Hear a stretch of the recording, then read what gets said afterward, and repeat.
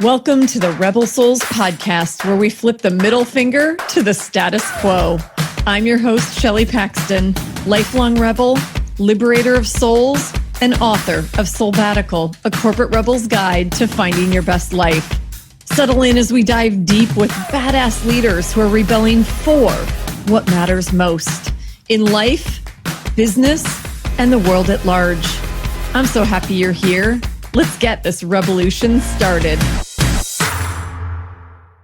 Before we begin, I want to share an offering from my soul to yours. If you've achieved traditional success only to realize that you're living someone else's dream, then this will start you on a profound journey toward becoming chief soul officer of your own life, just like I did. I'm gifting you a free chapter from my book, Soulbatical, a corporate rebel's guide to finding your best life. It's called Liberating from the Shackles of Should. And if you're ready to, then visit soulbatical.com to download it for free. That's SOULBBATICAL.com. Warning, side effects include intense joy and fulfillment. Hello and welcome back, my fellow rebel souls. It feels good to be back. You haven't noticed that there was a little break, but I took a little pause and I went down to Baja, Mexico, and I did a mini Soulbatical. I'm going to do a solo episode on that, a soul-isode you guys, we all need to create more spaciousness in our lives, and it doesn't have to happen in Mexico. You don't necessarily need to travel during the pandemic. But yeah, I realized that I was getting caught up in the busyness cycle again. And I was being called to go someplace warm and reconnect with nature. And I also had an opportunity to teach.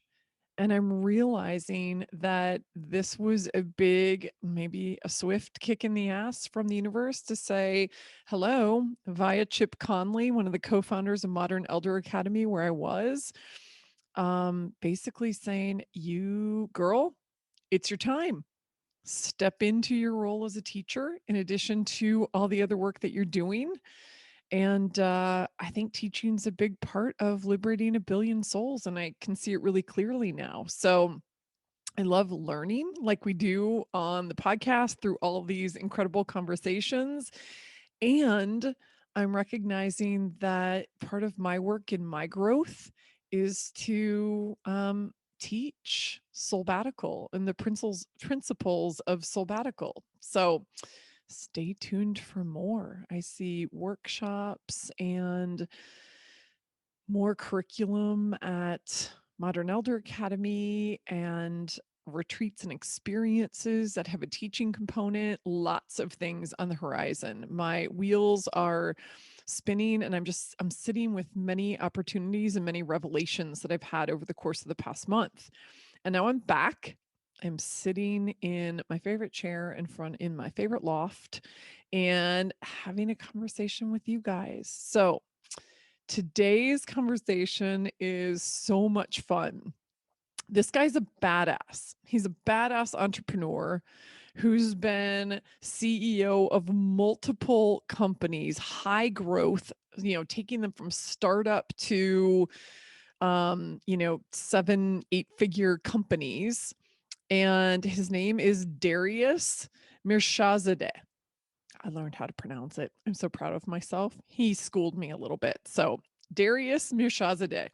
He became a friend only a couple months ago. He reached out for his own podcast, his own kind of web show right now called The Greatness Machine. We talk a little bit about it in the conversation.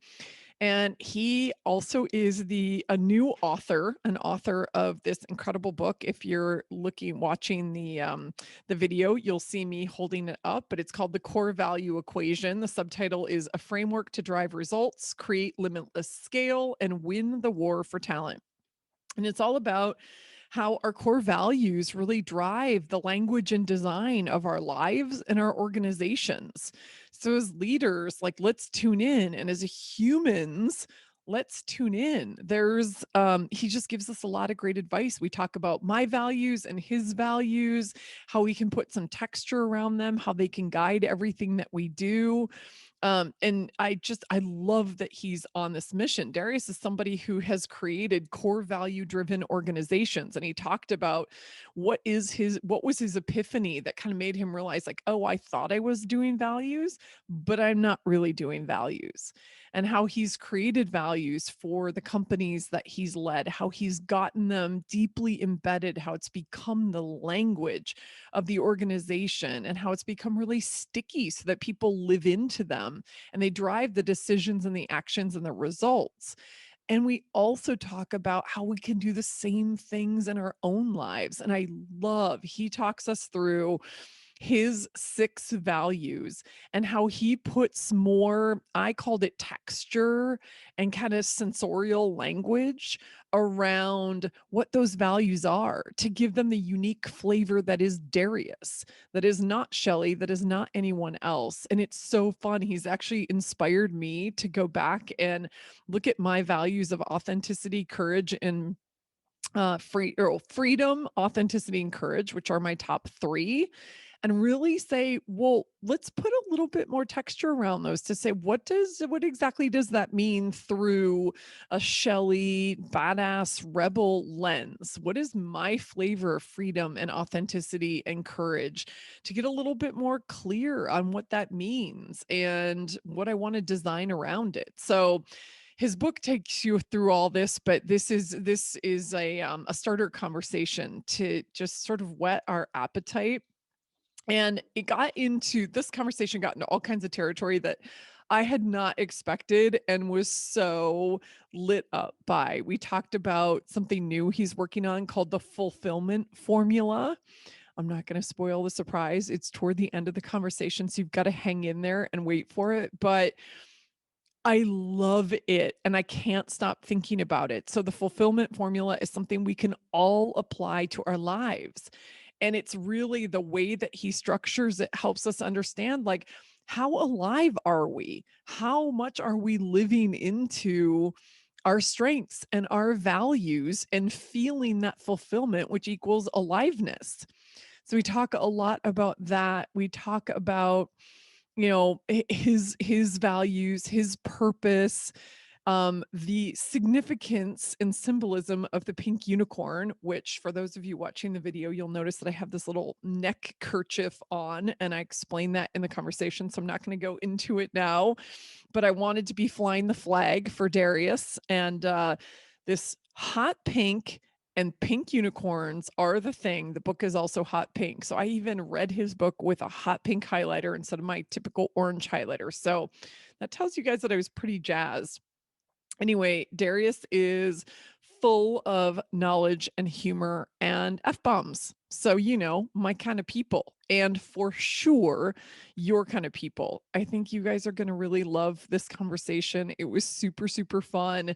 And, he brings so much wisdom to what we're doing. He has tons of credibility. He created the 40th fastest growing private company in the US with his twin brother. It was called Twin Capital Mortgage back in the day until the economy went bust.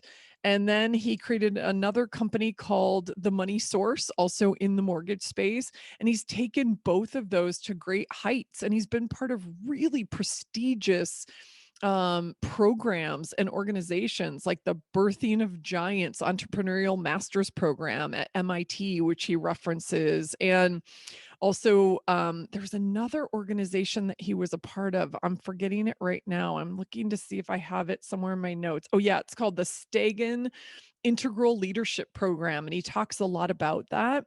And he's also been more recently a curator of some TEDx programs around the theme of the pursuit of passion. So we dive deeply into his passion for passion and how that plays a role in our lives, and what does that look like, and what are some pearls of wisdom he's learned from people who have pursued their passions through their life and where that's gotten them.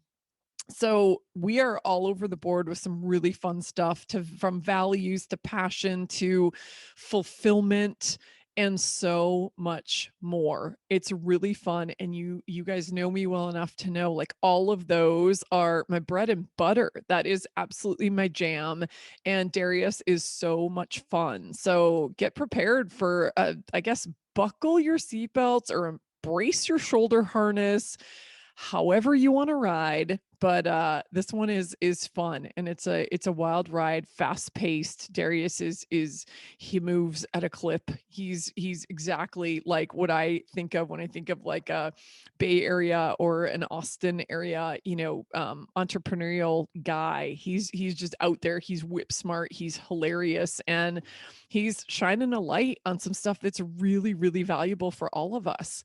So buckle up and enjoy the ride, Rebel Souls. Okay, I was practicing your last name, and I'm going to give it a shot, and you're going to tell me. I'm not going to do this right now, but I'll do in the intro. It's Mirshahzadeh. Pretty close. So What is it? So the accents are a little off, but Mirshahzadeh. Oh, Mirshahzadeh. Okay. All right. Yeah, Mirshahzadeh. so Mir Perfect. is MIR, Shah SHAH Zadeh.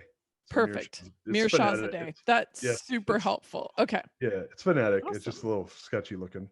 I love it. A little sketchy looking. It's just a lot of letters. That's all. You got to figure out where the syllables are supposed to happen. Imagine when I was 5 and I had to learn that thing. Nope. Can't imagine. I remember being in kindergarten and like knowing how to say and spell my last name, and people were like fucking it up, and I'm like, that's 5. I was in kindergarten. Anyway. Like, that's not cool. I'm like, bitch, you just fucked up my name. Exactly. And who knew you'd become a warrior for words? All right, this feels like a good place to start. So let me just do. I love that. That's my new. I'm gonna put that on my LinkedIn profile. I know, exactly. All right. Well, you know what? Maybe we should just start there. And I kind of like that little bit. So, you know what? We're going to leave that in. And that was like, I'm giving all our fellow Rebel Souls a little preview into what pre recording banter sounds like. And so we have just dubbed you, amongst your many titles, Darius, the warrior of words. And that's going to make even more sense. I love it. Flex. I love it. Warrior of words and passionate about pink unicorns. This is going to be a really fucking great conversation. Let's do it. Darius, welcome to Rebel Souls. Oh my gosh. I've been looking forward to this literally since you did my show. Oh, I know. That feels like ages ago, but I think it was only like a month or 2 ago that we did the Greatness Machine. I know. It was, I think, 2 months ago, because I slowed down the show since then, and I was like, I had so much fun with you, and I'm like, oh, I can't wait till I do her show. I know. I was looking forward to it. I'm so glad. I tried to do 1 or 2 of these in Mexico, and it was a big old capital F fail because the Wi-Fi is a little fickle down there. So I'm so glad that we were able to push this to do when I'm back in Chicago.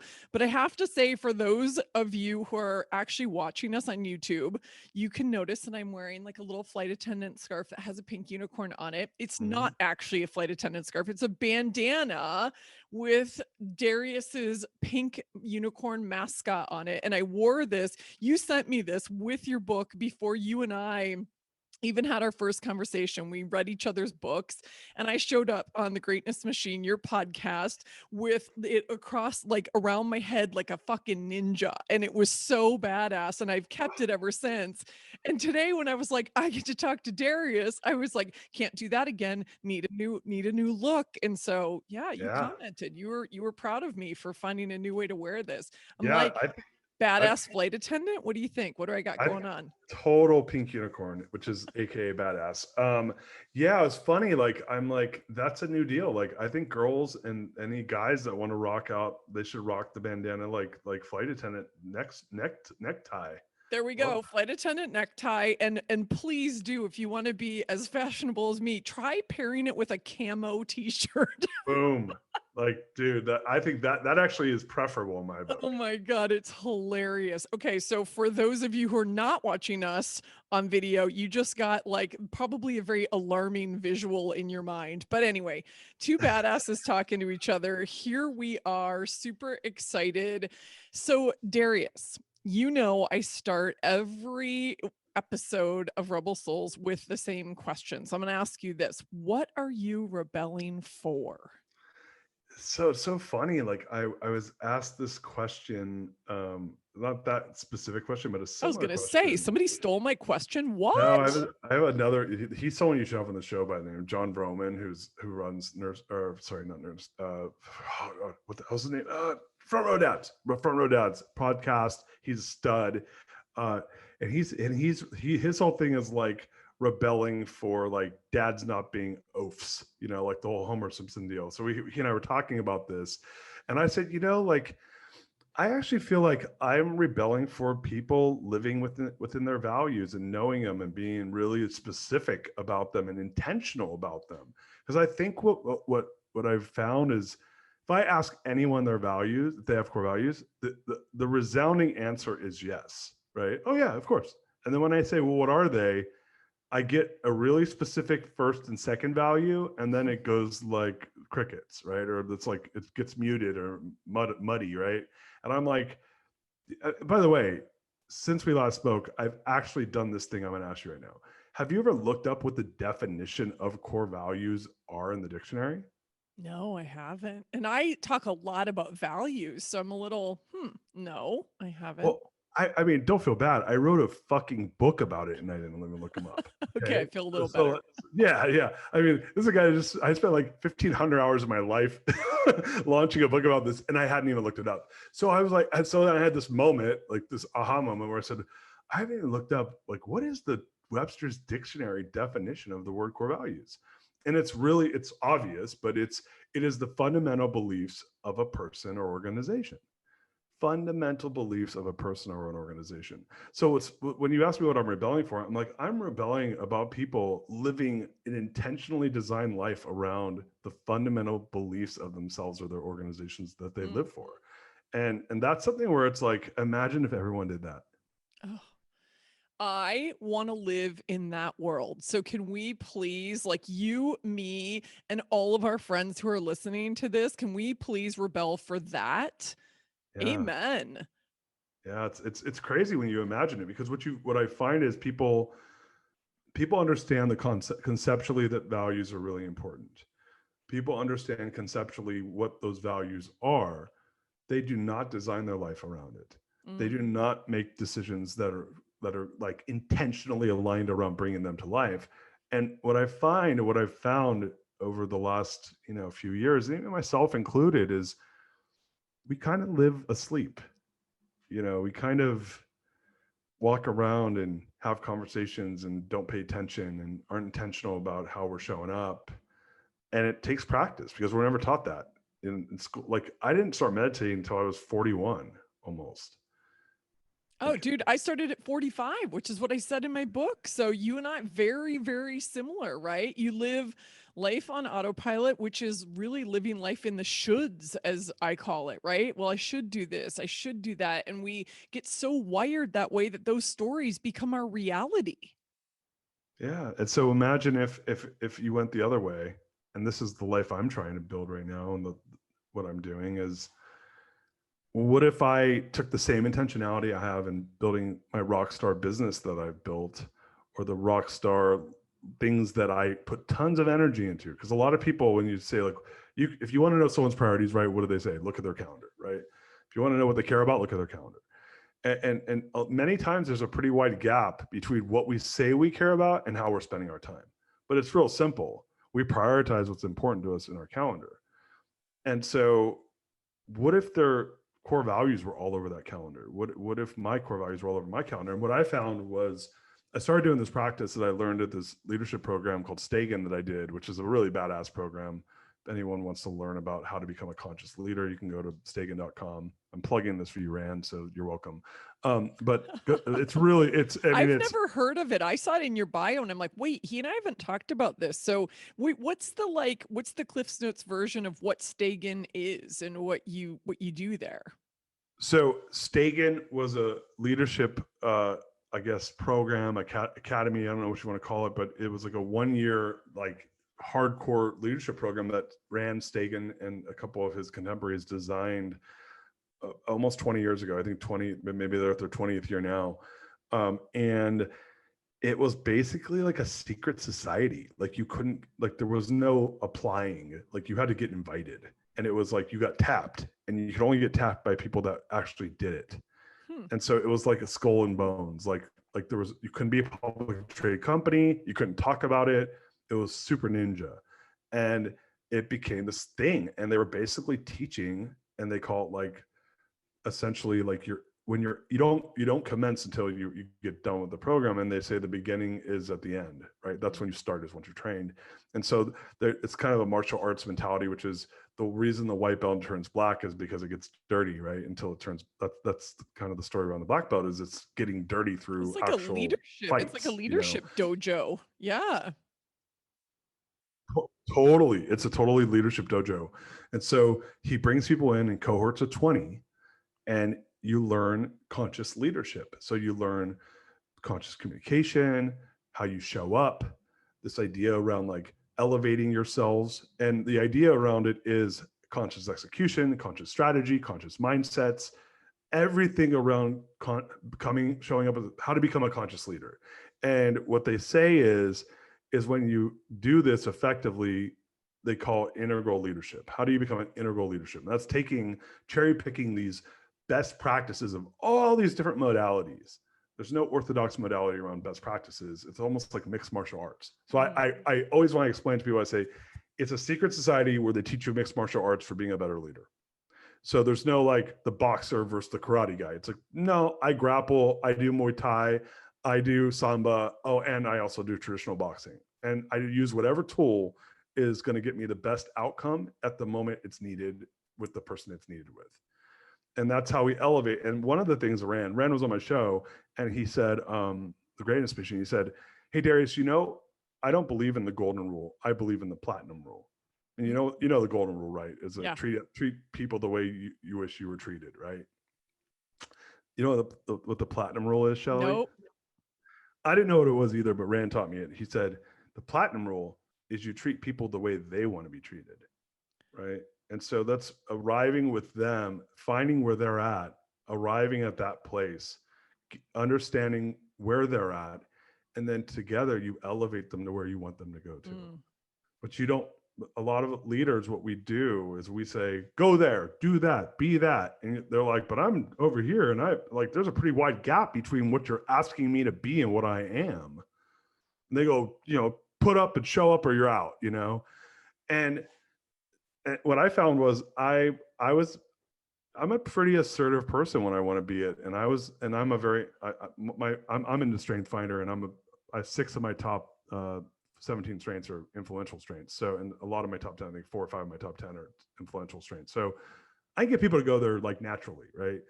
But a lot of times they are kicking and screaming and they just don't even know it. And then they show up and they go, I don't want to be here, and they leave, But what if I met them where they're at? What if I found what language it takes to get them to resonate? And then I elevate them to where I want them to go, not because I want them to be there, because they want to be there. And sorry, go ahead. I was just going to ask you, like, what's an example? I had no idea we were going to have this conversation, and I'm so into it right now. Like I can't stop it. So what's an example of how you do that now? You're a CEO, you run a company, you've run many companies. How do you put that into practice? What does it look like? Well, so it's funny. And so I actually exited my company. I left as CEO. I stepped down last November. I pulled a Michael Jordan. I'm like, I'm out. And I just dropped the mic and left. Right. And everyone's like, what? You're out? I'm like, yeah, I'm out. I built the company I'd always dreamed about building.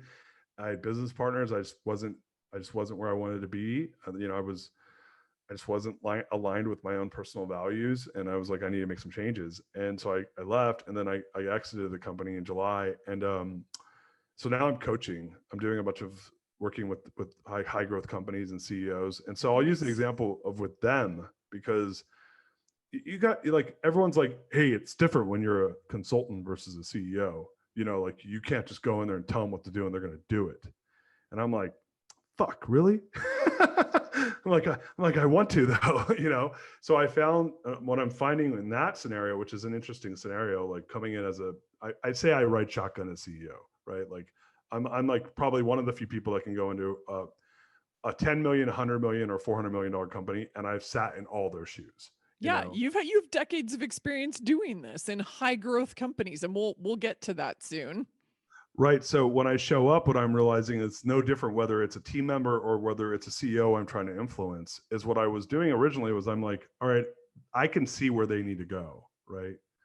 And I was like telling, hey, this is where you need to go. And they're shaking their heads. Yeah, yeah, yeah. That sounds good. And then we'd go to our doing work, and then they would start like pumping the brake and not want to do it. And I'm like puzzled because I'm like, hey man, I'm giving you the fucking cheat sheet. Like, this is how you do, like, you want to go to Z, you're at A, I'm telling you the next step's B. And they're like, nah, man, I don't want to do that. And I'm like, and they're not saying it, their actions are showing that, right? Yeah. And so I'm like frustrated first, very frustrated. Now sub out the word CEO, put in the word employee. Hey, employee, you're at A, I want us to get to Z. Let's do it. Yeah, yeah, yeah, yeah, yeah. Hey, dude, why aren't you doing it? I don't want to do B. Now, as CEO, they like look at your face. I'll do B, boss, and then they don't do it. So because I'm not meeting them where they're at. I'm like, hey, go to Z. Now, what I learned was when I see that, because sometimes the best ones are the easy ones. I don't have to convince my team to go. They're just riding shotgun. Darius says jump over a bridge. They jump over a bridge. Darius says go climb through the jungle. They climb through the jungle. Darius says go fight alligators. They fight alligators. And then there's the ones that are like, I'm not leaving camp, but they don't say it. Their actions say it. They go, boss, I'll go fight alligators. And they're like, no, I'm not. And then they go do the thing they want to do. So what I learned, and an example that's a long-winded way of answering your question is, when I see that behavior, I don't say, hey, that person sucks. They shouldn't be here. I say, what an interesting challenge that's been brought to my attention. What could I do better to get them to understand why it's important to go to B? And then I show up and I go, hey, I see you're at A. You know how we want to go to Z, right? And they're like, yep. And I'm like, how can I help you get there? Like, what do you need? What do you need? Because it doesn't feel like you're into this. And they go, well, there's this other thing we're dealing with, which every time I leave that to go do B, that breaks. And I need support over here on this thing over here it's not even the alphabet. It's actually numbers, Darius. You're talking about A's. I'm talking about 1s, 2s, and 3s. And like, I can't leave to go do your B, C, D, and E because 1, 2, and 3 breaks every time I do that. And I go, oh, well, let's sit down and figure that out together. And what I found was the minute I would sit down and say, oh, well, let's figure out a plan for 1, 2, and 3, B was not an issue anymore. Yeah. So, well, it's such an empowering question. What you just said, like, what can I do to support you? How can I support you?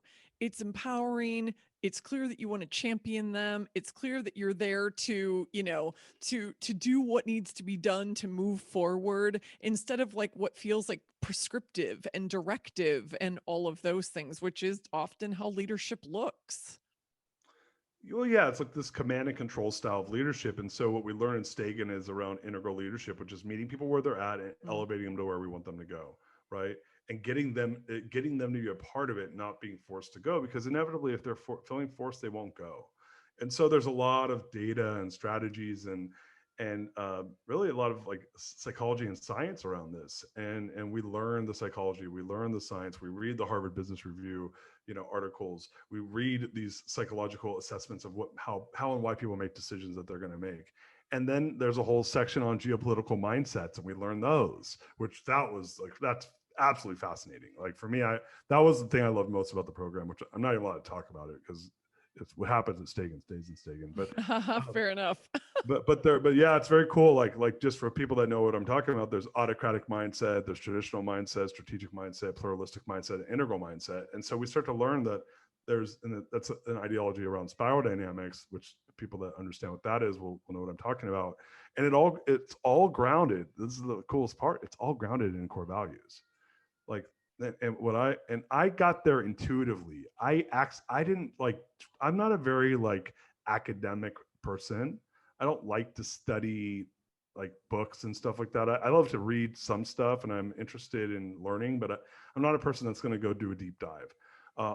Colby, Colby system. Oh yeah. I use Colby in hiring my team. Yeah, I'm a 6'8", a 6'3", 8'3", right? So my fact finding is a 6, which says a lot, right? So I need to know enough, and I'll do a fair amount of research, but like at a certain point, I'm done, right? Whereas people with a 7, 8, 9, 10 Colby on their fact finding, you're going to go and sit there and nerd out on data and studies. I do a fair amount, like more than the average bear, but so with this type of stuff, I didn't do that. I kind of, my quick start's really high, so it's an 8, right? So I'm like, I'll just go do it and play with it, and I'll learn by playing with it, right? And this is a typical entrepreneur, right? I'll play with it and then figure it out that way. Intuitively, I landed on the fact that core values be or this, if they are the fundamental beliefs of our lives, don't they control all of our decision making then? Right? Like, think about that. What if you could get intentional about that? And then what if you could get people to understand yours and you understand theirs? Now you have the language of accountability by which you speak. I know a lot more about you then, right? I know how you make decisions. I know why you make decisions. And so for me, I really love that about Stagen, because it's grounded in values, and then we elevate from that to really understand people and what makes them tick to get them to do what we want them to do. And it doesn't matter where they're coming from, client, team member, outside constituent, inside constituent. It's all the same. They're all stakeholders. Yeah, well, and I love, so this is a good bridge to, so a couple things that I highlighted. Well, I highlighted a lot of stuff in your book, and we'll dive deeper into it. But I want to pick up on what you said about mindset, right? Because core values are mindset, and mindset is core values. And that bridge is really powerful. When you kind of brought the book home with, I think you talked about another coach you had worked with, David Zellman, was that his Yeah. name? And I love this question he asked, like, how do you get the results you want in the world? And you brought it back to, or he brought it back to, and your epiphany was, language matters. Actually, core values are our language, right? They are the words that help us do the thing and get the results that we want, and take away a lot of, like, the decisions we're running in our heads all day long. So that to me was so powerful, because I live in the world as a coach. I live in the world of mindset. And I was like, that's right. It's so clear. I thought about my own personal values, right? When I left Harley, I thought I was clear on my values, but I sat down and I kind of took the Brene Brown challenge and said, all right, get to your top 2 values, maybe 3. But so many of us are used to circling like 15 of them on a page. Like, we've all seen those, and you've seen those that happen in companies as well. We'll take this to the company's realm. But I realized I had done that. I was like, oh, yeah, love and courage and freedom and, kindness and all the things. Yeah, all of those are really important. But when it push came to shove and I had to say, what are my top 2 or 3? I got really clear that my values are freedom, authenticity, and courage. Period. And I started designing my life to the very first thing you said in this conversation. I started designing my life around those and went, holy shit. No wonder I've been feeling this tension and sort of feeling unfulfilled in what I do. And it made a lot of decisions in my life that much easier. Not easy, but that much easier, right? So, how has that played out for you? I'm curious what your values are and what your journey has been. Yeah. Well, so it's funny. Me being the word warrior that I am and being a core value evangelist that I am, I look at, so your top 3 values, let's go to your values first and then we can go to mine. Yeah, sure. So what I have people do is I came up with an exercise that I do, which is I do have them rank their top 15, but it's with the intention of them figuring out what their top 5 are. And it could be 4, 5, something like that. There's a book, Built to Last, by Jim Collins and Jerry Porras. And they did a study on visionary companies in the 20th century. And what they came up with was that visionary companies stood for no less than 3 and no more than 6 core values. That was consistent, right? So for me, I always land around 4 or 5. That seems like pretty solid to me. The reason for it is that I want to have a well-roundedness around what matters to me. And I don't want, and you can't stand for everything. To your point, there's a prior, and I have another friend, Bob Glazer, that was talking about, I can't remember who it was. It was like, not the guy that started Jiffy Lube, but it was one of those types of guys. And he said, there is a priority of values. You have a number 1 core value that you, like for you, you're saying it's freedom. For me, it's happiness. And so what I like to do is I do think that there's a lot of value around, I call those core value themes, these the more generic values, just because what freedom is to you may be different than freedom for somebody else, right? What authenticity means to Shelley may be different than authenticity to another person. So I do like to translate them because I think that there's a tone at which you live your life, and and the tone, again, me being a word warrior, the tone is where there's a lot of meat on the bone. So I love to translate those themes into words that really speak to the tone of you as a person, as an individual, or as an organization. And I push for that in the book. I say I believe there's a lot of meat on that bone. So I have an example that in real life of these two organizations. I help them do their values, and I was never a consultant until now. But so I used to do core values for fun for people, and I had a forum mate that went to Harvard, and he's in the HBS, Harvard Business School, forum with a bunch of his graduating class, and there's like a group of 7 or 8 of them, and they're all CEOs of companies. And he was seeing this person who was a management consultant, and he's like, man, you really need to build your core values for your business. Now, mind you, I had helped him he was a forum mate of mine. I'd helped him build his, and they had a huge effect on his business. It was just something I had done for fun to help him out. Well, this is one of your passions, right?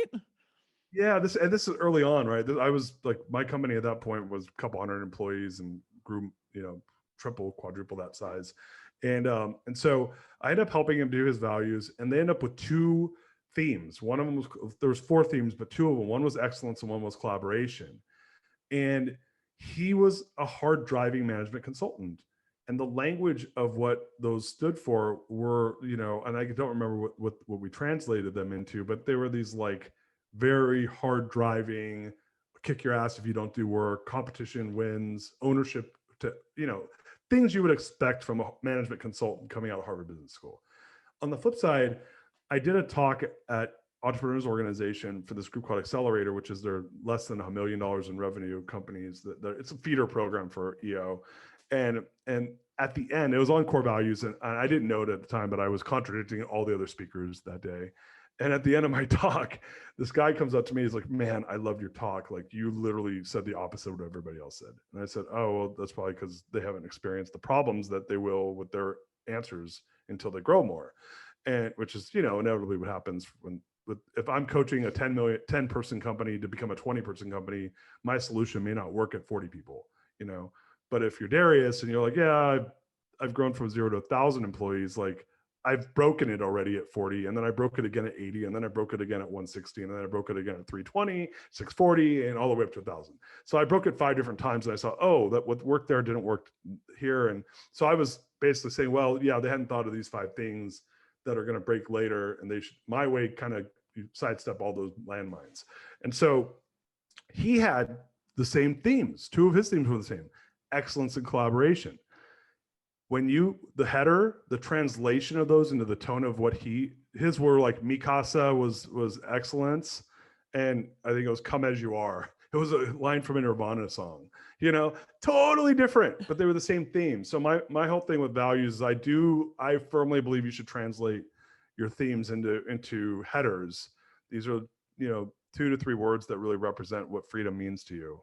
And I have a whole process. I teach people how to do that for businesses and for the personal, because I love that. So when you ask me mine, I have 6 values, which is on the high end. And I built them when I was at Stagen, which is ironic because I'm like this core value person. I built them for my companies, and I had never done my own personal values, which is insane, right? And so I do them, and I landed on 6 values. My number 1 core value was happiness, but I didn't call it happiness. I call it heart. And I have this image of a Fibonacci heart, and I describe what it is. I'll share them with you at some point if you want to. Yeah, I would love it. Yeah. My number 2 is love, but I call it besos, which is kisses in Spanish. My number 3 is passion. I call it Eye of the Tiger, like the song from Rocky. My number 4 is boom, which stands for creativity. It's like an explosion. My number 5 is curiosity, and that's cinco, which stands for what, where, who, when, and why, the 5 words. And my last one is balance, but I call that movie night, which is every Saturday I watch movies with my family and we hang out together. So those are the translations of the themes. I love that. I mean, you're making me think what I want to do after this conversation is dig in, because I'm just now reflecting on how often I say freedom, authenticity, courage. And it's like all of those words are overused actually. And what do they really mean when you put them through like the badass rebel Shelley Paxton lens? So what are my versions? So I love that you got in there and there's so much texture and nuance to the language that you're using. Like that's a good lesson for all of us. So one, get clear. Can I ask, for anybody who hasn't spent time working on their personal values or their organizational values, like how do you get started? What do you tell people?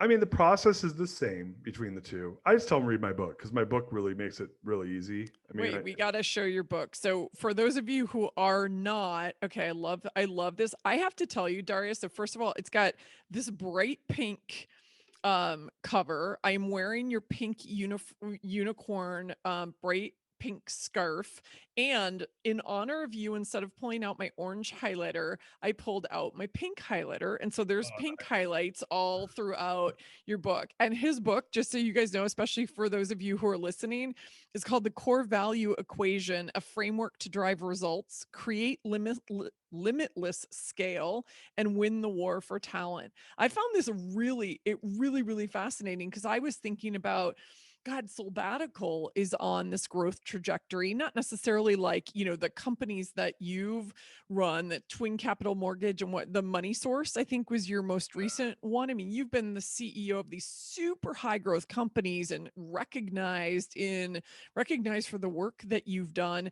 I hope we ultimately are on that trajectory. I think this is a huge movement and we're at the very beginning. But as I was thinking about this, I'm like, oh, this is amazing work. I want to do this. So this is the handbook, yeah. exactly as you said. Like this is the handbook. It takes you step by step by step to how do you actually, I want to say, will you tell us the story of what led you to this moment where you had like that holy fuck moment? You're like, I don't, I, I haven't done a good job like creating core values for my own organization, even though I thought I did. Like, what was that moment? Well, yeah, there was two. One though that was like the gut punch that really, like, there was an early one and then there was the big one. So the early one was when I rolled them out to the team, and I didn't understand then what I understand now. In retrospect, I was like, oh, I fucked up. you know. When I rolled out the core values to the team in the middle of rollouts, I did it over like a conference call, which was weird because we were all in the same office. But there was 150 people waiting to have a big enough space for everybody. And so I did it over conference call, and the way it worked was I had 6 values. They were like these sentences that were like 76 words long. And I was reading, and I think I was on my 3rd value, and I was reading them out loud. And one of our salespeople, she didn't mute her phone, and she just like was like talking to somebody else, and she goes, "God, this is such bullshit." Ouch. Yeah, and I was really offended, rightfully so. I mean, I really cared about building a good company. So that was the first moment where I was like, now I wasn't introspect. I was young, first of all, I was 28, and I was really new to all this stuff. And this is back in like '06, right? So this is like, the stuff was just getting popularized. Okay, like it wasn't totally normal to like have a core value driven organization, or like that wasn't like something everyone did. Or if they did, it was pretty generic back then. And so I just thought, oh, that person shouldn't belong here, right? I didn't think like, oh, maybe I did a bad job. This is me not realizing what could I have done better as a leader to, like, now Darius at 42 versus 28 was like, oh, that's your fault, man. like you didn't build the right organization that either A, allowed a person like that to come in here that shouldn't be here, or B, you haven't met them where they're at to help them understand why this is important. Yeah. Right. So I ended up, I'm pretty good at taking responsibility, but at that moment I didn't. So fast forward to about 2 years later, I was graduating from this program at MIT where I was learning this stuff now it's called EMP, but back then it was called Birthing of Giants. And we were at it was the afternoon of graduation, and we were doing a peer-to-peer workshop. And there's a book called Scaling Up by Vern Harnish. And Vern, this was his program actually. It was him, Inc. Magazine, and MIT Enterprise Forum put the program on back then. Now it's just EO and Vern, and so MIT Enterprise Forum. And so anyway, these two guys who were running this company out of Canada. It's like the best place to work in Canada, called Nurse Next Door. They did a workshop with us. So they said, please stand up if your company has core values. Now, mind you, we're 3 years into the program. We just graduated that afternoon. It was just like this thing we were doing for fun. And so they're leading us in this peer-to-peer workshop, which, by the way, every time I speak, I start with this. I do this to people because I want them to understand what I understood at that moment. I want them to feel what I felt, because it changed my life. What happened, what I'm about to say happened. And so I said, please stand up if your company has core values. So now, mind you, we've had 3 years to learn this. And of course, we were all CEOs. So it's not like someone else built our core values. We built our core values, us and our teams, or us individually. And so I stood up, as did the other 59 other people in the room.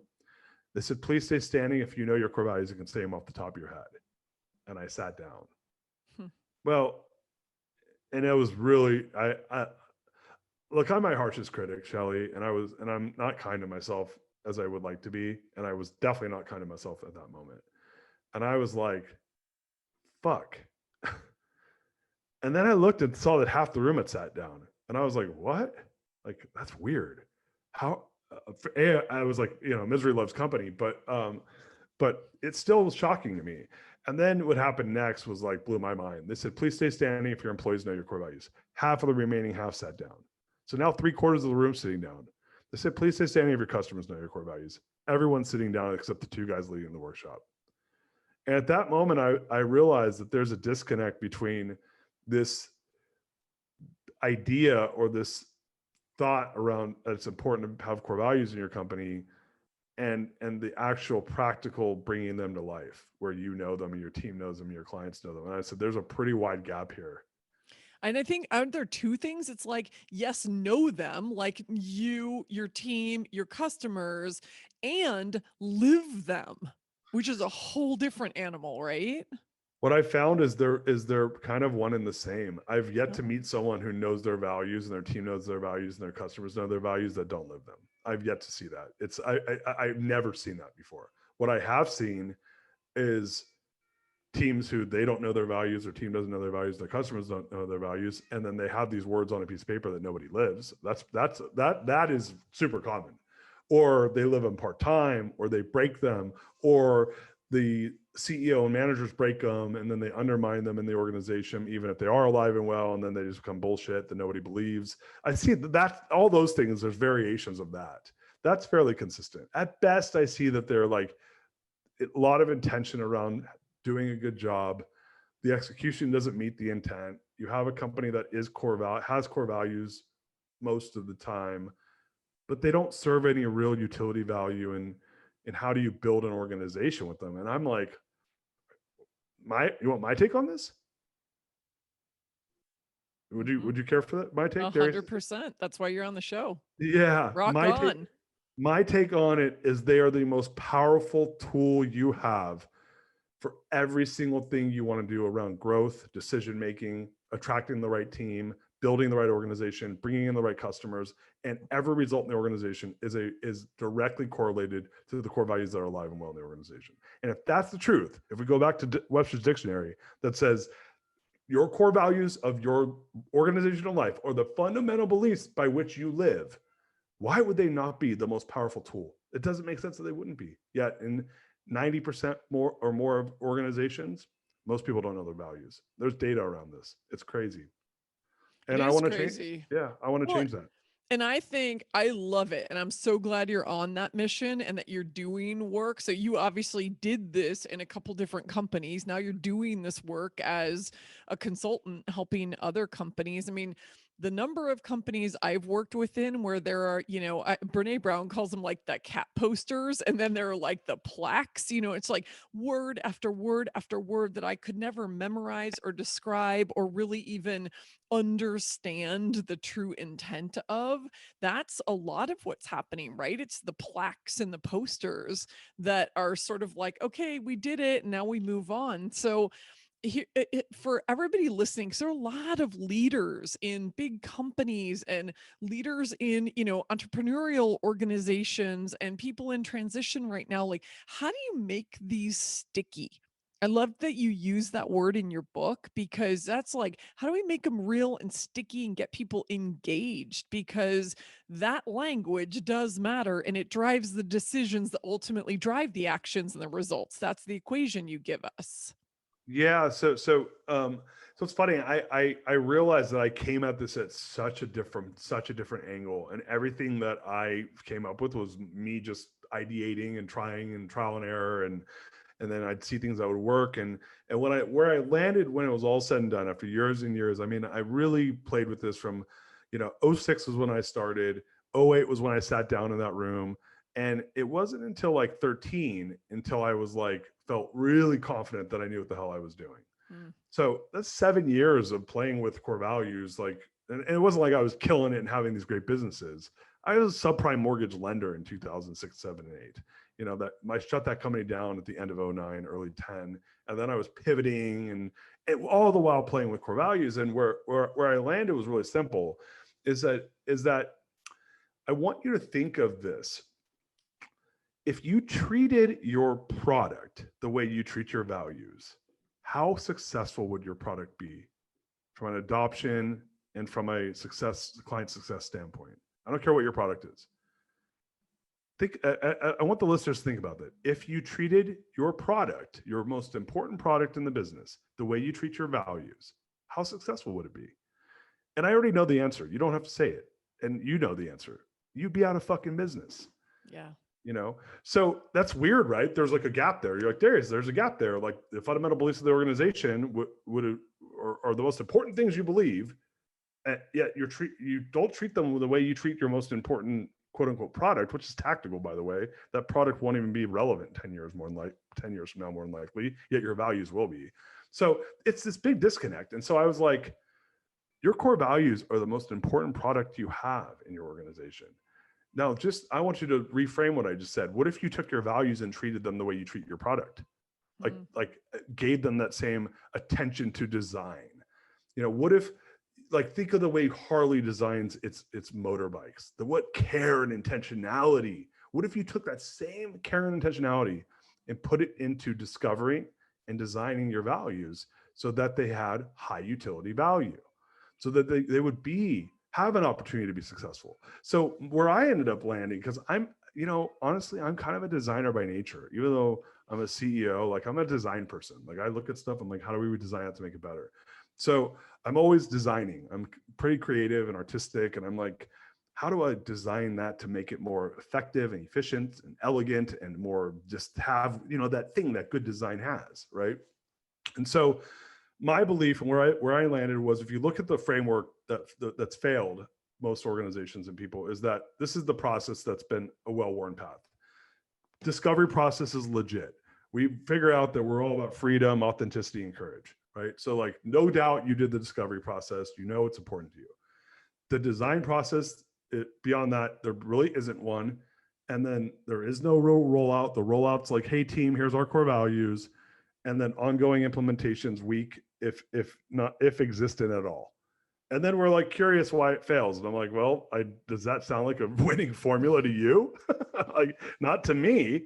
That's plaques on walls. That's like what you Totally. call words on paper, right? I say plaques on walls, you call it words on paper, but it's really meaningless. Yeah, it's like, hey, it's a box you checked and then you went and did business as usual, right? And so what I figured out was the discovery process is important. Like, I need to know that you're about freedom and courage. I need to know that you care about authenticity, but then I need to design those for high utility value. And so I think that's actually the biggest thing my book does is if like the discovery process is a well-worn path. You got to discover what's meaningful to you. And what I say to people when I say it in the book is core values don't need to be nice. Be authentic, own what you are. Everyone has that friend who's a dick and that you still love. Like, if that's what you are, that's what you are. Sorry. Like you're better off coming out, because guess what? Everyone's going to fucking know one way or the other anyway. It's just a question, are they going to know day 1 or day 90? They're going to know. And when they know, they either are going to be stoked or they're going to feel deceived or they're going to become apathetic. There's one of those 3, right? Yep. And so I'm like, be what you are, own it. I would rather have a smaller group of raving fans than a bigger group of apathetic people that can get picked off by the Or competition. detractors, right? Yeah. Right. So you could get the detractors, you could get the I want the promoters. I want those raving fans, right? I don't want the passives to show up. I don't want the detractors to show up. Yet we do this, in our business we don't do it, but with our core values we do it all day long. And so and I know you're a marketing person, so what I'm going to say is controversial right now. I said I blame marketing and HR people for this, because they haven't told people to be authentic. Maybe good ones like you do, but like in your former life, but a lot of other ones just like, no, that's going to like rub clients the wrong way. And I'm like, yeah, totally. Good. Rub them the wrong way. Get them the fuck out of here. Like the ones that are going to stick around are going to be so much more pumped and they're going to be my advocates, right? So we got to discover for authenticity, then we got to design for high utility. And I think my book really does a good job of showing this design methodology of figuring out, how do we get people to remember them? How do we put them in the language of the organization? How do I take a word like, for my example, passion, my number 3 value, and turn it into eye of the tiger? When I say passion, you're like, oh, that's cool. When I say eye of the tiger, you're like, fuck yeah, right? Like there's a difference. And they both. I literally wish I could get to Spotify fast enough to be like playing that in the background. Yeah. It's like, I'm not that talented with the technology, but I'm totally, just know it's running in my head as like yeah. the theme song to this conversation. It's brilliant. I love that. And I truly I want to do this work, and everyone listening. I mean, I love your book because yes, you wrote it for CEOs running high growth organizations who need to get to the bottom of this. But you know what? It translates to everything. It translates to our own lives. It translates to larger organizations. I mean, it really is kind of a universal language and a really important construct for all of us. And I think getting to that kind of,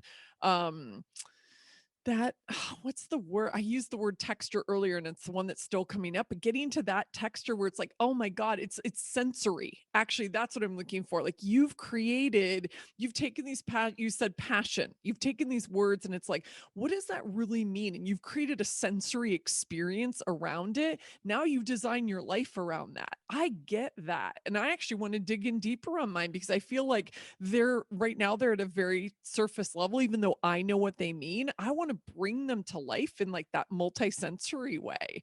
And I encourage everybody to do that. Like pick your top. I say 3, Darius says 3 to 6, whatever it is, pick them and start to play around with them so that you can design your life and or your business around that. And that becomes the language that drives everything. I think that's really beautiful.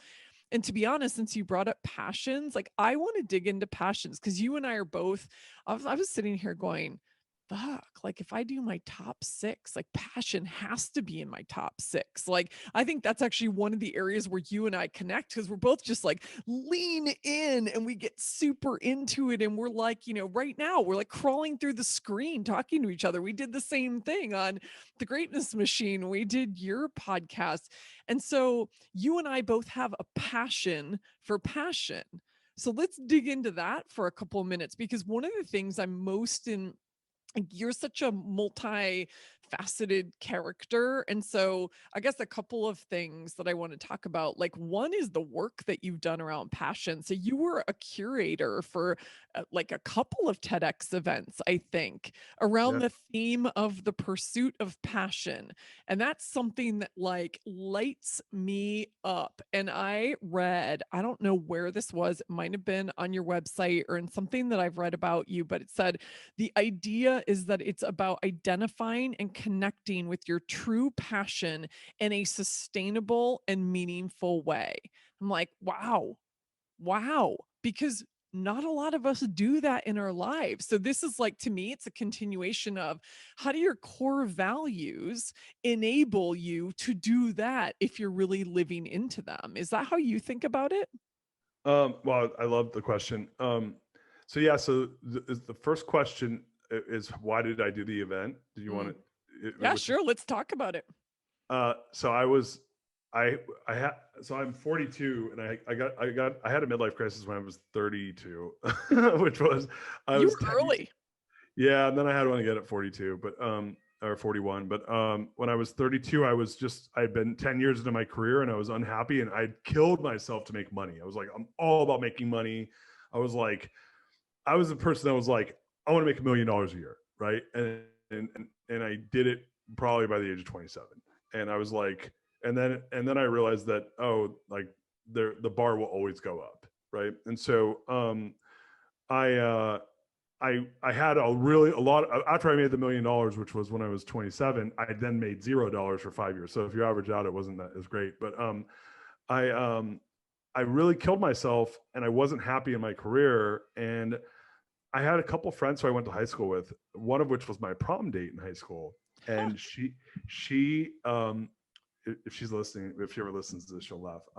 She became a Broadway star, and she ended up being Adina Menzel's understudy, and she became the Green Witch for Wicked.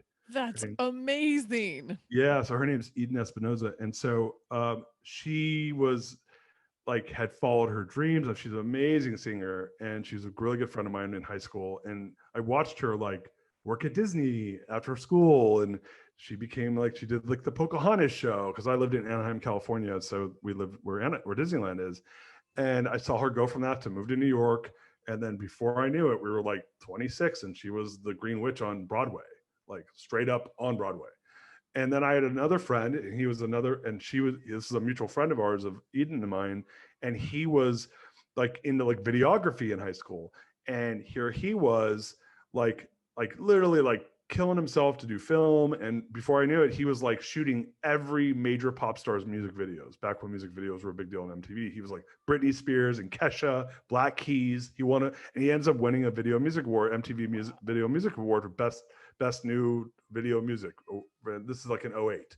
And so I saw these people who had like totally followed their passions and had done these like amazing things, not for money, like because they loved it. And here I was chasing dollars and like failing. And And not feeling happiness is your number one value. I'm guessing you didn't find happiness in the money. no, I mean, I like money, but it didn't satisfaction and happiness, Well, I talk about it in terms of fulfillment, right? yeah, Like no, happiness and fulfillment are two very different things. yeah. If I wasn't fulfilled, and at that point I wasn't making money, so I wasn't having that. So it was like, well, here I am working for money and not making it, right? So like that's even worse. Like let's just imagine you're like all you give a shit about is making money. You're killing yourself to do it, and you're not doing it, and you're not happy, right? Like that's a triple whammy of shittiness. And so I was like, this sucks. And then I'm looking over my shoulder and I had these people that didn't chase dollars, they chased their passions, and they were crushing it doing these really cool things. And I was like, you know what? I'm just going to do something that has nothing to do with making money. And I had a friend, his name's Cameron Harold. He's a pretty popular speaker, and he has this thing where he was the COO of 1-800 Got Junk, and he did a TED talk for how to teach your kids, TEDx talk for how to teach your kids to become entrepreneurs that went viral. And I was like, oh, what's this TED thing? Like this is back in like 2007. Yeah. It was before it was really big. And so I started following it, and I don't know what it was, like everything in my life. I'm a learner. So I fact finder, as I said, in Colby score. So I went and looked, and I'm like, oh, you could do your own TEDx event. It's a community organized TED event. You just have to apply for a license. So I was like, I'm gonna like do this event, and I'm gonna get everyone I could find who live their passions to create greatness in the world, like that were doing it despite the odds because it was something they were passionate about. And I just decided like to go out, and I spent 1 year building this incredible event, and I ended up curating it. And I'm gonna tell you, it was one of the top 5 days of my life. Like when we did that Mm. event, it was so cool. And I just felt like it was so cool to watch people that's what they cared about, and to see the energy they brought. And so for me, I realized, I'm like, this is a really big part of this is important for me. And I ended up doing another year, but then I started my next business, and that sucked all the energy out of the room, and I've kind of put it on the back burner. And then, and then last year I had that moment again where I was like, what am I doing with my life? Here I am now running a, 9-figure company. And, had you, told me 10 years earlier that I would be doing that, I would have been like, oh, you're going to be as happy as can be. And I just wasn't satisfied. I wasn't fulfilled. And so I left that business, and then I started the Greatness Machine, which is it's basically that TEDx turned into a podcast, which is, that's how I met you, was I'm like, this girl's doing some fucking awesome things, and I love her energy, and I want to meet people like Shelley that are living their passions to create greatness in the world. And so for me, passion's everything. It's an important part. I want to be passionate till the day I fucking die. Like, I want to be last dying breath, like knowing that I went out all in, like just doing what I want to do, how I want to do it, when I want to do it, with who I want to do it with. Amen, brother. And I'm so glad it brought us together.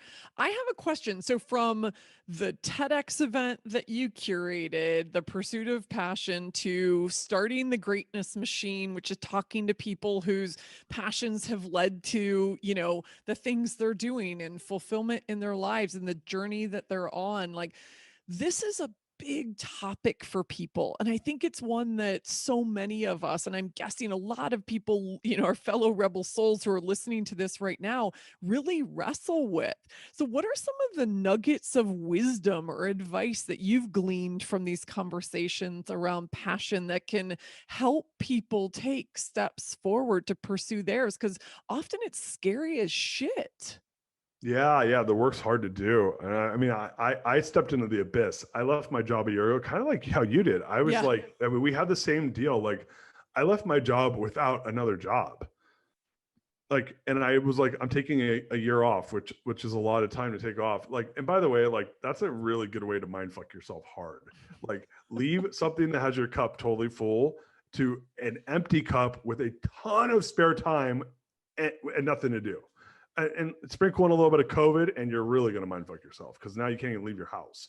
Right. And so anyway, it was an interesting, I will say my salvation was doing my book launch. Like, that gave me something to do to get really refocused. But, you know, I've, where I've landed right now, and especially with some of it's with talking to people on the show, and some of it's just been my own work, like doing Stagen and writing the book and playing with these, I call them, I guess, assets around, like, these are assets that we use in our lives: our passion, our purpose, our what are our talents, how aware are we, what's our level of awareness. And so I've actually landed, there's this thing I'm toying with that I haven't trademarked yet, but I'm thinking about doing it. I'm calling it the fulfillment formula. Mm. Let me tell you what it is. Yes, please. That's right up my alley, as you know. So I started doing, so I, about, since we last spoke, I started a high growth CEO coaching practice. And I literally went from like 0 to 10 clients in like 6 weeks. and I, which is like, my friends are like, Darius, takes people like 4 years to build a coaching practice that fast. I'm like, Yeah, but I have to say, I'm not surprised at all given your background and your experience. Yeah, but good for you. Congrats. That's huge. yeah, no, thank you. So I said, well, like I said earlier, I ride shotgun. I'm the CEO. I'm like, hey, you're a CEO, lonely at the top, building a high growth business and getting your head kicked in. I'm your guy. Yeah, I've been there exactly. and done that. And like, I know where all the landmines are. So these guys and girls are hiring me really quickly, because they're like, I'm so fucked up, I need help. I'm like, no, don't worry about it. It's going to suck, and I'll make it suck less. And I'll probably help you make a lot more money. And enjoy what you're doing, because I Yeah. didn't do it, and here's the funny part, Shelley, is the medicine I'm serving is my own medicine, right? It's like the shit that I have a hard time doing, right? I'm a good workout partner. I will make you work out harder but then I can make myself work out, right? Yep. Same thing. I get served that up every day. My clients are a mirror. Every single Oh, freaking day, my clients are a mirror to me. But I also want to, I really want to emphasize, like, we undervalue and underestimate all of our collective experience, like the work that we've done in our lived experience in the world. And you're proof of that. It's like, we're like, oh, well, I haven't coached people, or I'm a new coach, or I'm a whatever, trying to get into this space. And we kind of dismiss all this experience. The reason why people are coming to you is because it's like, shit, he's been in this seat. Exactly what you said. He knows where the bodies are buried, where the skeletons are in the closet, where the landmines are.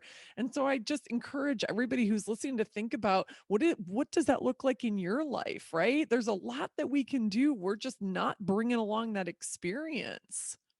No, I totally agree. And to your point, like I mean, I have high self-assurance. So I was like, of course they love me. You know, I'm like, I'm the best. But then I'm like, you know, building the airplane while it's flying, and it's cool. But one of the things I started coaching on, which was this thing called the fulfillment formula. And when I tell my clients and these companies I'm working with, I go, listen, how you are anywhere is how you are everywhere. Like how you show up is how you're going to show up. I don't care if it's at home, it's at work.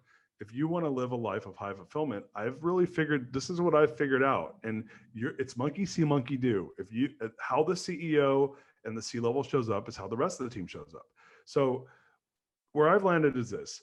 And what I did in my business was I got really into Strength Finder, which is Gallup's tool for engagement. Are you working in your talents? Are you doing things leveraging your talents? Because we know when we are. So I make them rate themselves on 1 through 10 on their talents. Are you working and living in your talents, right? Are you doing things where you feel alive, or are you working out of your talents? Because when we work in our talents, we feel energized. When we work out of our talents, we feel tired, right? So like for me, I'm like, I want to work in my talents as much as I possibly can. Then I say, so the fulfillment formula is figure out what your top 5 strengths are. You can take a Strength Finder test or a Colby, or I like Strength Finder. And then I say, ask yourself the question once a week on a scale of 1 to 10, am I living in that strength 1 through 10? 10 being the highest score, 1 being the lowest score. Add them up. 1 through 10, there's 10, 10, 10, 10. There's top 5. What are you scoring out of 50? Then I do the same. I have people run through and figure out their values. So I would say, hey, Shelley, freedom, authenticity, and courage are your top 3 values. How would you rate how well you lived in freedom this week? Like, here, let's do it. How would you rate your freedom score for the week? Oh my God, off the charts, like a 10, because awesome. I've basically been spending time in Baja, Mexico. Cool. Authenticity, 1 through 10. 10. And courage, 1 through 10. Probably 7. Yeah. So then I would say something to the effect of, is there anything you want to be held accountable to bump that courage score up next week? So think of the intentionality that we're doing right now around you live, and we didn't do your talents, you didn't do your strengths, but I do it with your strengths, then I do it with your values. And what I say is when people are living in their values and working in their strengths, they feel alive. They feel like they're doing what they're supposed to be doing. I love that. So when people are living in their talent, living in their talents and working in their strengths. Other way. Working in their strengths and living in their values. Got it. Working in their strengths and living into their values. And the closer you're getting that to a perfect score, the more alive you're going to feel. Yeah. I love that formula. Yeah. I'll send you the worksheet on it, because I built this coaching worksheet that I use. And then what I'd say is I divide that by their level of awareness. And so I have 4 areas I measure for awareness. And I stole this from one of my forum mates. He calls it MEDS. And it's meditation or mindfulness. So mindfulness, exercise, diet, and sleep. And what I do is I say, okay, do you have a mindfulness practice that you commit to every day? And I start small. I go 2 minutes meditation works for me. 2 minutes of prayer, devotion. I don't care. Gratitude journal. Something when you're by yourself in your head, just being mindful. And how many days last week did you do out of 7? So 7 is you did it 7 days, 1 is you did it 1 day, or 0 days, right? And then I do the same for exercise. How many days did you exercise last week? And by the way, I make it easy. 10-minute walk around the block is exercise in my book. You don't have to go and do a triathlon. So how many days did you exercise last week out of 7? I'm going to skip diet because I'm still playing with this, but then I say sleep. How many nights of good sleep did you have last week? How many nights out of 7 did you have good nights of sleep? 7 out of 7, 5 out of 7. And then I make diet on a scale of 1 to 10, because I was making it on how many days of good diet. They're like, well, what if I have 1 beer or something like that? I said, all right, let's do your diet on a scale of 1 to 10. 10 being the best diet, 1 being the worst. So that scores out of 37. And so I just have them rate it. And I say, listen, if you live in your strengths, or sorry, work in your strengths, live in your values, and those are the highest scores possible, and you have a high level of awareness, you're showing up and being present in good health, exercise, hormonally balanced, good diet, good sleep, have those mindfulness exercises. Like, we're showing up at peak performance. Like, when we feel good and we're doing what we love in the way we want to do it, that's the good life right there, as far as Mhm. I'm concerned. I love that. And I'm realizing I talk about so much of that with Soulbatical using different language. But that's exactly what it is. And this is, I'm on a mission right now to bring Soulbatical back into the corporate world, into business, to say, why are we not living these principles more? Why is radical self-care not on the C-suite agenda? Why are we not normalizing the conversation around time off? Putting humans first so that we can be more productive and more creative and more innovative, and give ourselves that space, to marinate and to percolate on ideas and to get inspiration from places. And so much of that factors into exactly what you're talking about. And you add the strengths piece to it, and it's like, boom, I get it. Because I talk a lot about the soul fuels and the soul sucks, and that's what you just described, right? The Yeah, things that are not in your strengths suck the living daylight out of you. And the totally. things that are, and that are also in alignment with your values, fuel you. Yeah, it's and like you asked me, like, how do I live a passionate life? And for me, it's taking all those things, and then the last part is pick a big target. Like, Mm. pick something that you want to work towards that's bigger than you. And that's living a purposeful life. Like, for me, my core purpose is to live a poetic life, and a life where I help people live engaged, and for me to be engaged, right? So for me, that feels good. How do I teach engagement? How do I live in engagement and live a poetic life? Again, being a word warrior, like, words matter to me. So that's my superpower. And doing it in those ways, like, if I'm fighting for that bigger thing, and doing it in my strengths, within my values, with a high level of awareness, like, dude, I'm a fucking happy camper. Like, that's when I'm good. You start fucking with any of those, like, I can tell you I'm going to go off the rails. I'm not going to be good. That's so So yeah, that's it. beautiful. This idea of living a poetic life. So I think I just made sense of something I had written down when I found out. I follow you on social media, and I've seen that your kids' names are Rumi and Pablo. And suddenly the light bulb just went off. I'm like, live a poetic life. Holy shit, I get it. That is so beautiful. Yeah, Quickly tell us the stories behind their names, and obviously your love for Rumi and Pablo? yeah, yeah. No, my kids are my heart. Uh, yeah, we named both our kids after poets of love. So, like, my first son was named Rumi, after Rumi the poet, and then my second son's Pablo after Pablo Neruda, Argentinian poet of love. And so we named them after poets of love. And I'm just hooking them up for when they're dating in the future. They have a cool thing to tell whoever their significant other they're pursuing is. What was funny is, my second son, that was an easier, that wasn't as big of an argument. My older son, we were battling on his name hard. My wife wanted to name him Pablo, and I wanted to name him Rocco.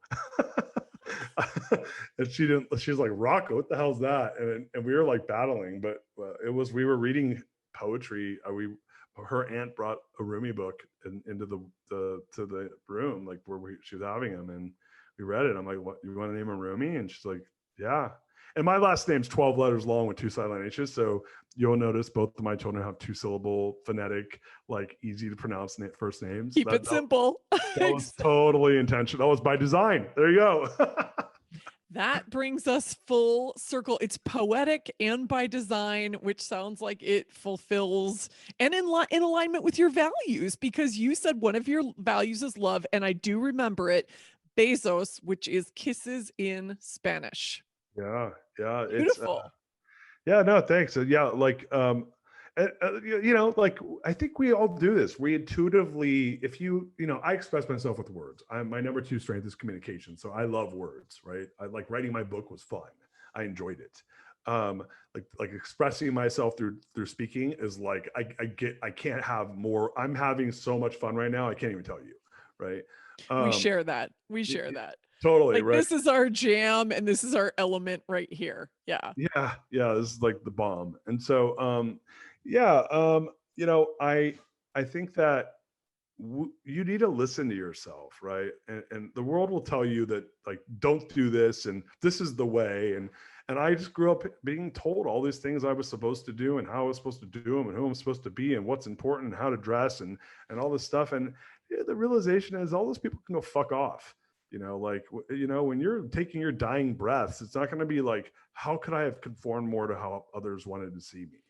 Like, Oh my God, it could not be a more perfect sort of like tie the bow on this whole conversation, because this is rebel for who we are, what we want, and the impact we want to make in the world. And let's not live life on other people's terms. Let's flip the middle finger to the status quo, which is exactly what this whole podcast is all about. And of course, the reason why you were a perfect guest. So oh will you yeah. please tell everybody where they can find you now that they've fallen madly in love with you and your passion and the fact that you gave your kids the names of poets of love, both of whom I love, by the way. So that's why I was like, I think that's what's going on there, but I love it. I love it. So how can people find you and follow you? Yeah, like I'm on all social media. So, and I love, I mean, I love Instagram the most out of all the social media because I think the other ones have problems, but, but I'm on them all. Me too. Yeah, I love Instagram.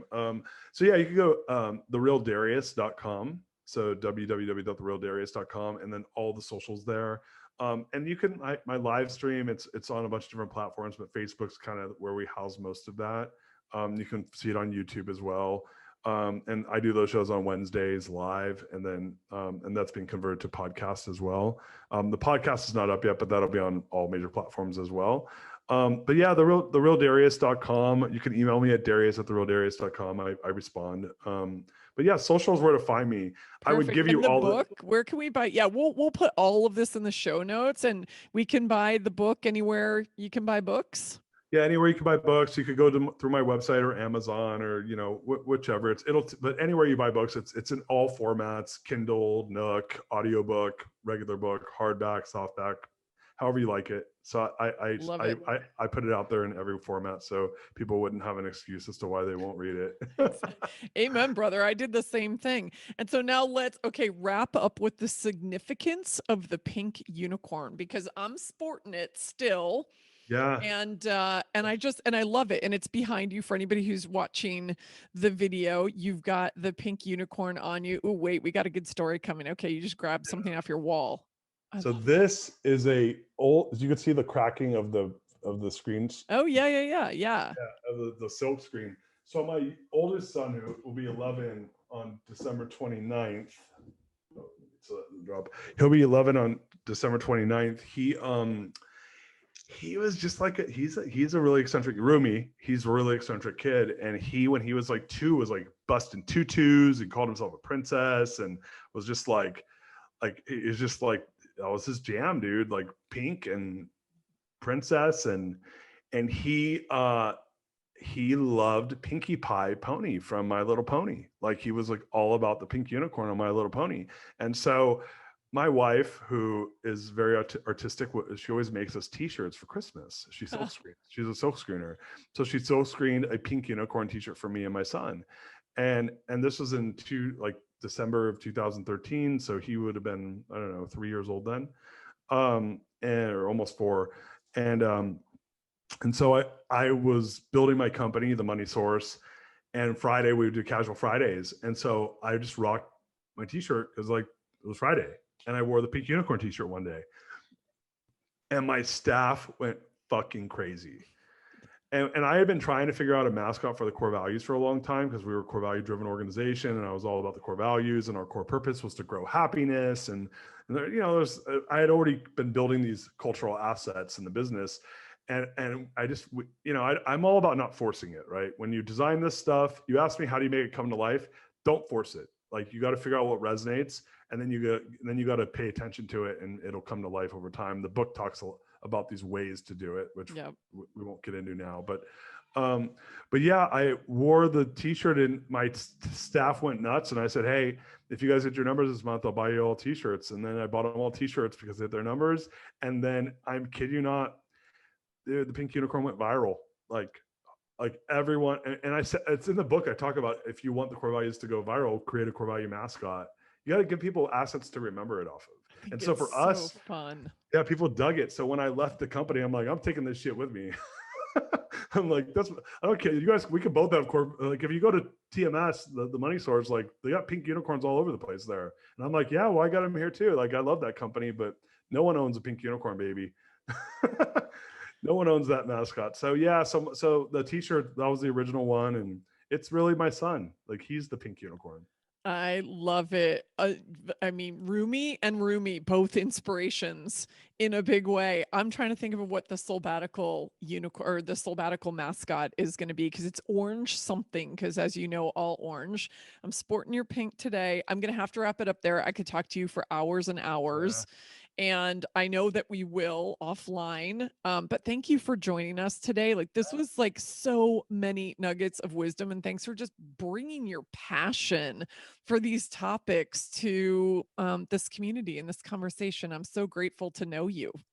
Yeah, the gratitude, it goes both ways. Thank you for having me. This was so much fun. Yeah, and thanks you guys for tuning in. I'm so glad you got to meet Darius, my new badass friend. And you haven't heard the last of him, and certainly haven't heard the last of me. So have a good rest of your day. Bye. Hey, Rebel. Thanks for listening. If you were inspired by what you heard, please subscribe, rate, and review so our fellow Rebel souls can find us. We have big work to do together. And if you want to dive deeper, head on over to my website at soulbatical.com and follow me at Soulbatical on Instagram. Until next time, stay bold, brave, and badass, and never stop asking, what am I rebelling for?